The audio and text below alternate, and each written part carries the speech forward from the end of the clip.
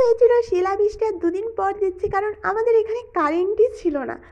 তো 3 দিন পর কারেন্ট এলো, আর সেই দিন ছিল আমাদের চাইপাটি পরীক্ষার শেষ দিন, আর তাই জন্য চলে গিয়েছিলাম সবাই মিলে।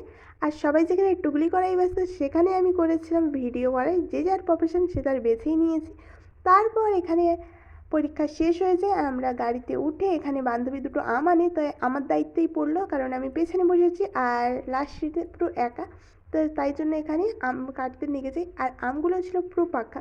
তো খেতে কিন্তু বেশ ভালো লাগে। এখানে লবণ নুনও এনেছিল, লবণ আর লঙ্কা গুঁড়ি এনেছিল, তো সেটাই মাখিয়ে খেয়ে নিচ্ছিলাম। আর এক জায়গায় দাঁড়িয়ে সবাই মিলে এখন আইসক্রিম খেতে খেতে বাড়ি যাবো, তাই জন্য আইসক্রিম কিনতেও ওরা গিয়েছিল। আজকে আমি আবার গাড়ি থেকে নামিনি, তো পরীক্ষা একটু খারাপ, মুডটা একটু অফ ছিল। তারপরে আইসক্রিম খেতে খেতে গান শুনতে বাড়িতে চলে আসলাম। আর মেঘটা তখনই মানে উঠেছে পুরো দারুণ হয়ে।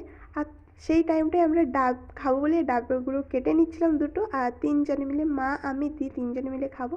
আর এখানে ডাবের শাঁসগুলোও কিন্তু ছিলই না একদম। তো তারপর এইভাবেই শিলাবৃষ্টি শুরু হয়।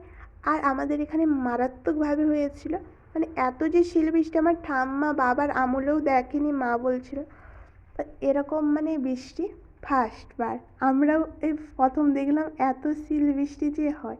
তো তোমাদের কাদের কাদের শিলাবৃষ্টি প্রচুরভাবে হয়েছে এরকম, তো কমেন্ট করে অবশ্যই জানিও। আর আমি এখন গুঁড়োতে গিয়েছিলাম কিছুটা শিল, আর প্রচুর আমাদের ডাঁটা পড়েছে, 10-12টা ডাঁটা হয়তো গাছে ছিল, সেখানে 8-9টা পড়ে গেছে, আর দুটো হয়তো মানে গাছে আছে। তো তারপর এখান থেকে কিছুটা ঘুরিয়ে নিয়েছে। আর রাস্তাঘাটের অবস্থা কিন্তু অনেক বড় বড় গাছও পড়ে গেছে, এত পরিমাণে ঝড় হয়েছে। আমাদের এখানে দুয়ারটা পুরো ভিজে গেছে মাটির। তো চলো, ভিডিওটা আমি এখানেই শেষ করলাম। তোমাদের কেমন লাগলো জানি, ভালো লাগলে একটা লাইক করে পাশে দেখো। টাটা।